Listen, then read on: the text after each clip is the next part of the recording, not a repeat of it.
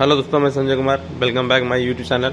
मैं आपको दिखाने वाला हूँ सीएनसी मशीन में जो कंट्रोल पैनल के साथ में एक रिमोट होते हैं ना, आज उसके बारे में डिटेल बताऊंगा। ये हमारा रिमोट है, जिससे क्या होता है क्या नहीं होता है, कैसे क्या किया जाता है, वो मैं डिटेल में बताऊंगा। फ़िलहाल तो मैं ये बताना चाहता हूँ कि ये कंट्रोल पैनल फानुक का है, और इससे जब ऑफसेट हम लेते हैं, टूल का ऑफसेट लेते हैं, तो ये सबसे ज़्यादा काम करते हैं। मानो तो हमारा 100% इसी का वर्क होता है जब ऑफसेट लेते हैं। तो ऑफसेट लेने से पहले क्या किया जाता है और रिमोट चलाने से पहले कौन सा मोड सेलेक्ट करना पड़ता है, तो मैं आज बताऊंगा। तो सबसे पहले यहाँ पे ले चलते हैं मोड सेलेक्ट के पास।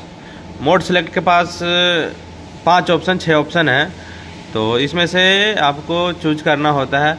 पहला ऑप्शन तो है एडिट, उसके बाद है ऑटो, देख सकते हो, उसके बाद ऑटो है, उसके बाद एमडीआई है, उसके बाद एमपीजी है, उसके बाद जोग है, उसके बाद रेफरेंस है। तो फर्स्ट ऑफ ऑल मैं ये इतना बताऊंगा कि ये जितने भी 6 मोड हैं, शॉर्टकट में मैं इसका डिटेल बताऊंगा। एडिट मोड में जब हम कुछ एडिट करते हैं, प्रोग्राम डालते हैं या फिर कुछ करते हैं, तो एडिट मोड पे रखा जाता है। और उसके बाद जब मुझे साइकिल स्टार्ट करना होता है, तो उसके लिए मुझे ऑटो पे रखना पड़ता है। नेक्स्ट, जब एमडीआई क्या है ना, कि जब मशीन में मेंटेनेंस कुछ किया जाता है या कुछ करनी होती है, तो एमडीआई पे रखते हैं। या फिर प्रोग्राम बना लिए, उसे रीड करना होता है, प्रोग्राम को देखने के लिए मशीन को पढ़ने का टाइम चाहिए, तो उसके लिए मुझे एमडीआई पे जाना पड़ता है। सपोज मैं प्रोग्राम में कुछ चेंजेस किया हूँ, अगर डायरेक्ट साइकिल स्टार्ट दबाता हूँ, तो क्या है ना कि हमारा प्रॉपर वर्क नहीं करेगा। जैसे मैं माइनस में जा रहा है एक्स मेरा, और मैं उसे प्लस में लिया हूँ, 2.1 पॉइंट कुछ भी प्लस में लिया हूँ, तो उससे पहले मुझे एमडीआई में करना पड़ता है, क्योंकि एमडीआई में हमारा मशीन का पैनल जो है उसे रीड करता है, पढ़ता है। तो पढ़ने के लिए उसको टाइम चाहिए, और टाइम चाहिए कब? जब एमडीआई पे डालोगे तब उसको टाइम मिलता है। तो एमडीआई में पढ़ेगा, फिर ऑटो पे करोगे, पूरा प्रोग्राम शो करेगा। उसके बाद क्या है कि एमडीआई के बगल में एमपीजी है, तो एमपीजी में ही फुल डिटेल किसका है, रिमोट का, और जिससे मैं बताऊंगा।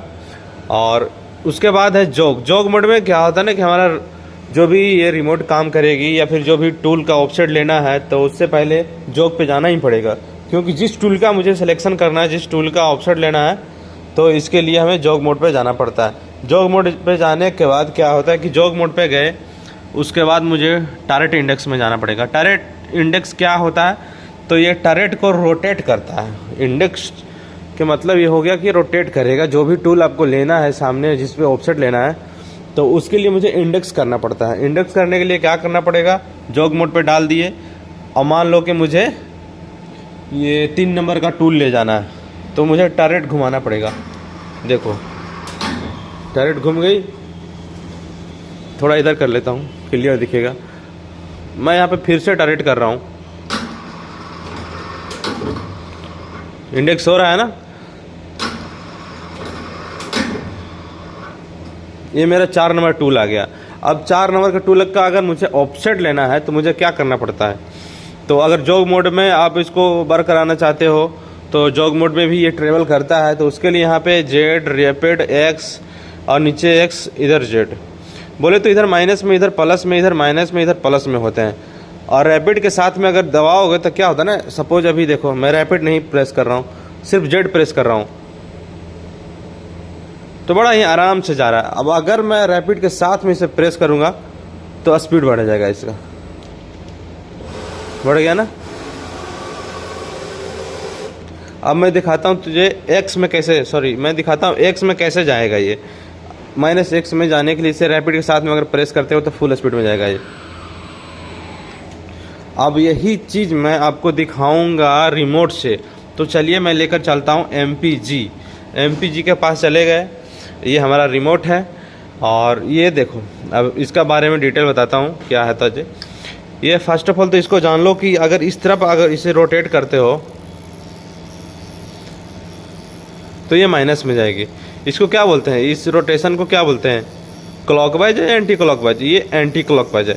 जब एंटी क्लॉकवाइज आप रोटेट करोगे ना, तो ये हमारा माइनस की ओर जाएगा। हमारा ये एंटी क्लॉक जाएगा। देखो यहाँ डिस्प्ले पे देखो वर्क कर रहा है।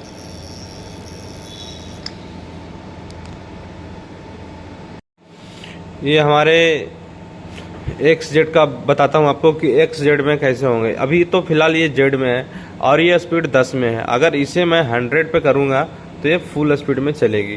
तो जब इसे रिमोट को मैं रोटेट करूँगा माइनस की ओर तो हमारा टूल देखो जाएगी उस तरफ। क्लियर ध्यान से देखो जाएगा, देख सकते हो अब जा रहा है ये। अब यहाँ देखो ये यहाँ भी बताता है, यहाँ भी शो करता है कि जा रहा है।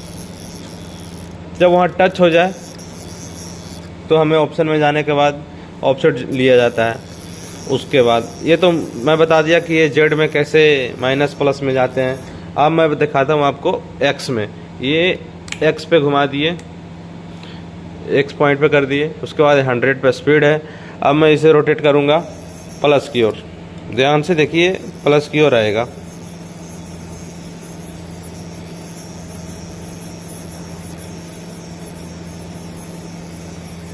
अब देख सकते हो ये प्लस में आ रहा है,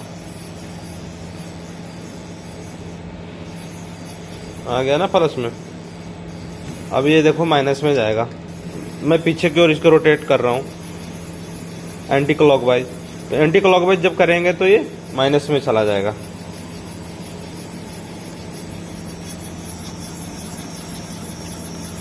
तो ये हमारा फंक्शन है रिमोट का, जिससे ज़्यादातर हम यूज करते हैं इसे मैनुअल के लिए।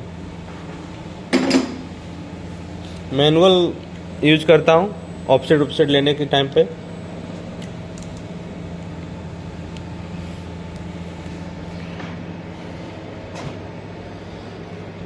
तो अगर आप लोग अच्छा लगा हमारा वीडियो तो प्लीज़ लाइक कीजिए, सब्सक्राइब कीजिए, अपने दोस्तों के साथ शेयर कीजिए। जो भी सीखना चाहते हैं CNC उसे शेयर कीजिए ताकि उसके काम आए।